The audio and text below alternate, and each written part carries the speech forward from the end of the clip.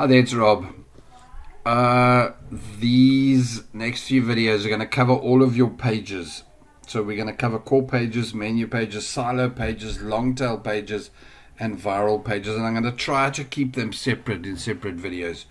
So let's start with core pages. Okay. To give you an idea, let's just skip through all of this. So as you can see, on your website, you're going to have a menu. Okay, it's your navigation menu. It's where you want people to go to. So remember, this is what the public sees, if you want to call it the public, but generally visitors. There we go. Visitors will pitch up and see what you want them to see, which is your products, your store, your shop. In fact, it would help if I added that, if you've got a shop. So these are the vital things that you want them to see literally in your navigation. These are the important navigation. I'm going to get to covering that in a better length video. But core pages are what your keyword research has told you need. Right? So sorry that I've spread this out explaining it like this because it's a silo structure, right? So I'm going to go through the silo structure in more detail. But if you can imagine that your core pages are the top of the pyramid of your silo structure. So let's just say you were in the vegan recipe food niche, right? I have no clue what the core pages are, but your keyword research will tell you. So you're going to go through your keyword research, and the ones that are getting the biggest searches now will be your core pages. Now, be careful. Remember, this again is training for people with fibromyalgia or who are looking to get things done efficiently and fast. Now, if you go back to earlier video, I warn you, don't go with such a big authority site that you're covering every single aspect of vegan and diet. Don't do that because it's just going to take you a very, very long time to earn your money. So I would suggest that your website is vegan and paleo. I've got no idea if this. I probably shouldn't do this. Let me think of something I do know. So forget the vegan example. Let's pick Boston Terriers. I'm going to have a Boston Terrier website, right? So my website is going to be aimed at selling Boston Terrier clothing, right?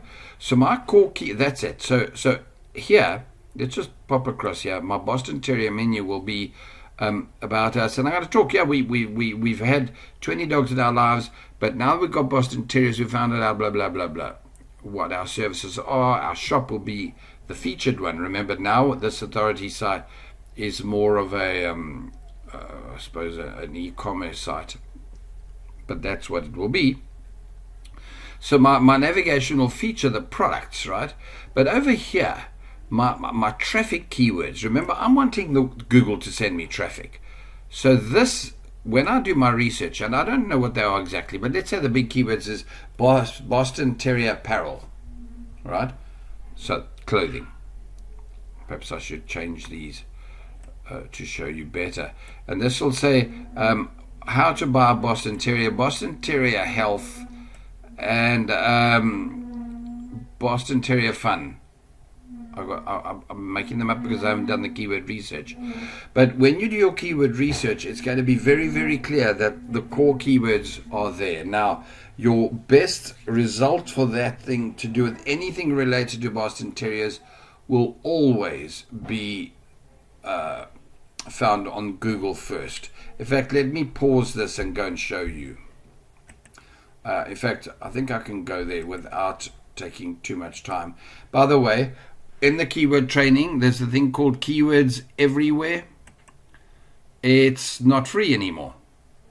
As of yesterday, it's a paid tool. It's going to cost $2. Oh, look at this. I've got 99,975 credits left.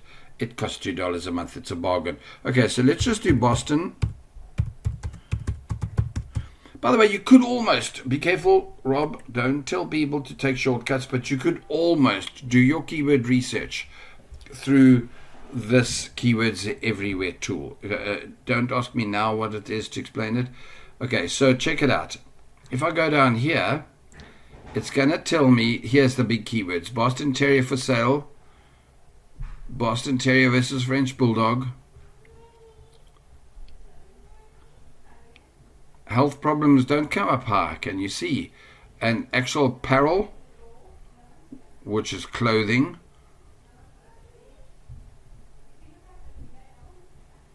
Let's try that.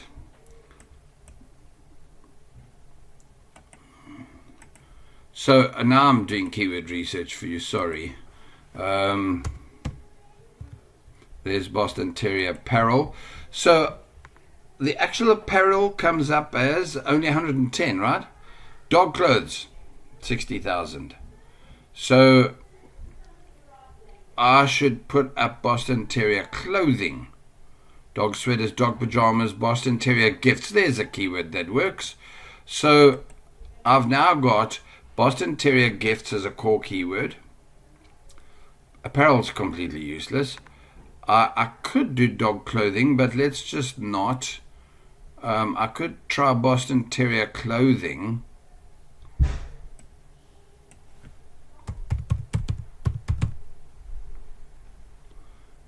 It's going to come up as 720. Let's try t-shirts. 85. So can you see, this is gifts. There we go. Did I do gifts? I think I did already. My bad. Boston Terrier gifts. So can you see? So Boston Terrier gifts, Boston Terrier, what was it? The first one I said, for sale. Well, that's a given. Wow, I'm paying for all of this. This is horrifying me, people. Check these big numbers. Boston Terrier temperament, Boston Terrier price, Boston Terrier for sale. It's a keyword. Why won't it click? Okay, so I'm going to pause this and go and change that out for now. 1 second. I gave up. I could type this forever and just make me go dilly. So, basically, I haven't even fixed this. So, my core page is here. So, remember, this would have been, if it's my Boston Terrier website, my services would be all the big keywords related to t-shirts, mugs, clothing under here, right? Personalized Boston Terrier apparel, gifts, whatever it is. But my core keywords that I want to rank for are going to come under my under here. So the core keywords are Boston Terrier gifts.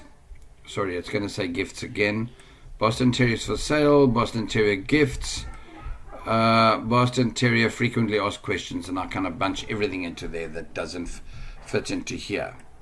Okay, so let's go back to, so each of these would work the same way as these, and I'm going to do silo structure properly in another. But really what you're looking at here for the core pages is that your very big keywords. So I did show what these were: Boston Terrier gifts, Boston Terrier for sale. They have to cover the bulk of the searches for Boston Terriers. And I repeat, I'm naughty trying to do this through the keywords everywhere tool. But basically you're looking at here 2,000 for gifts, 18,000 for sale, 2,000, that's still gifts. So you're going to look for the ones that bring in that Boston Terrier health, whatever it is, that are going to bring in your core Boston Terrier search keywords. Okay, I'm going to bail on these. In fact, before I do, let me just turn this off.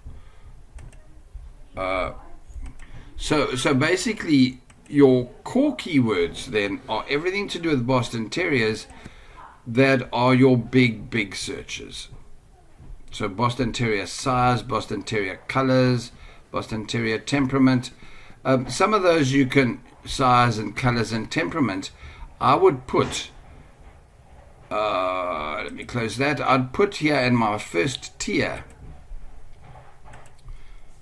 under FAQ, this end one. Or maybe for sale, yeah, probably for sale. So under here, my silo would have 3 or 4 big ones. Under gifts, because I want it to be many, I'm going to have my silo structure right down here to tiny little keywords, even if there's only 10 searches. But ultimately what you need to know is your core pages are very, very dependent on your niche. Okay, so if you're in a niche or a niche that's got a huge amount of competition, and be careful, don't go there, but if you insist on it, you can make your core pages big for now on big ones, right? And then you can, let me just do this full screen so we can see more. If you did want to kind of tackle it big right now, so let's say this was a keyword that got 100,000 searches, right, in your core page. And this is a keyword, another 100,000, and 100,000, 100,000. Every one of those four could be a website on its own, an authority website. And you've gone and combined four of them into one big whack. I would suggest you put these, then by the way, sorry, the reason I'm mentioning it was these pages then are likely to need to be 6,000 words long for you to compete in the long run. And in my content training, I'll help you cover that. But when you're going to go to 6,000 words or 10,000 words in a page, what you're really doing is you're writing paragraphs that every one of them is effectively a keyword that's very close to that. So under my Boston Terrier gifts, if it was going to be, 10,000 words, I would literally write, I would put about 20 keywords in there at 500 words each. So I would talk about Boston Terrier mugs, and I would then spend 500 words explaining, which is about a page full in real life of content. I'd take a whole page to explain the different types of mugs and which are the most popular, which mug sizes are cool.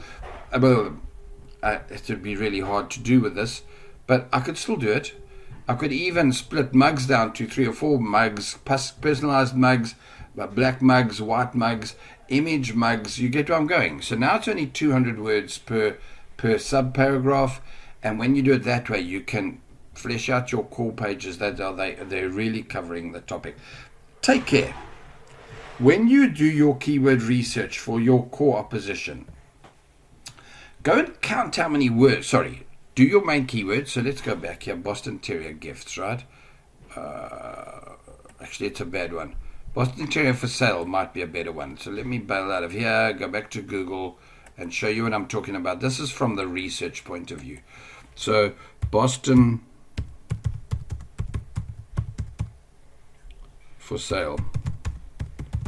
Right, so this was a big keyword. I switched off the numbers. 22 million pages come up with it. I want to know, so now this is, Kijiji a classified website. That's nice to see they come up twice. Classified. Puppy spot. Okay, so it looks like this is, and Boston Terrier Rescue. Thank you for having that up here. Thank you, Boston Terrier Rescue. Sorry, my bad. Check it out, by the way. These are keywords that are helping you see what keywords have pushed that page to the top. Even though Google's trying to give these as, so you want to check a grey French bulldog, and you think, ooh, and off you go there. That's why Google's doing it. But it helps you from a research point of view. Right, so this was like effectively, except for the classifieds, the first ordinary website up for Boston Terriers for sale, right? Go and count how many words on here. And if you don't want to do it the hard way, do it the easy way. Look how few words there are, by the way. Do it this way. You go into Word. You do a new, let me see if it's going to let me go there easily. You go into new page. You paste it. Now it's going to paste all sorts of rubbish if it's copied the pictures too. In fact, I love the way it takes a while because you're kind of pinching it. But give it a second. There we go. 1,027 words. Don't try the 5,000 word page. Don't just check this one, people. Please don't do that. By the way, half the words are in the comments. If you took out the comments, this page has got almost a fresh air of words. If without Angel M saying, "Puppy spot is great. We purchased a puppy." Really, my nerves. Yeah, Boston Terrier Canada, same story. Go and have these things. These are my friends. So, whoa, check that out. So, can you see? Use your opposition to check whether you really do need 1,000 to 10,000 words. But in some cases, you do. Right, so that's it with core pages. It's 15 minutes, but it's hugely important that you've got the top of your system here set up for your core pages. By the way, these 1, 2, 3, 4 core pages, whatever they all are, they will go in here. So, damn, I've still got only fibromyalgia. Let me give me a second. I'm going to pause this. Oh, I hate doing this. I absolutely hate this because I have no... you're, of course, a very nice person, but there are going to be people that are going to copy what I've done and take me out of business in a site that I really am serious about. So I'm showing you something here that I really shouldn't. It's just tough. That's the only way is to teach you properly. Please respect my Boston Terrier page. So here what you've got is my home page. This is my core page, Boston Terrier Gifts. Now, if you look at them, they're all drafts, which amuses the crap out of me. It means I've done no work here at all. But that's fine. This is exactly the level you'd be at with your core pages. Now, these are all silo pages, which I'll talk about next in the next video, I think. No menus in between, but fine. Here's another core page, Boston Terrier items, Boston Terrier ornaments, Boston Terrier shirts, Boston Terrier rescue. So obviously I felt that there were enough. If you look here, Boston Terrier shirts, T-shirt gifts, shirt, T-shirts, T-shirts, T-shirts, UK, Batman. Oh boy. It's a brand. Boston Terrier Rescue Draft.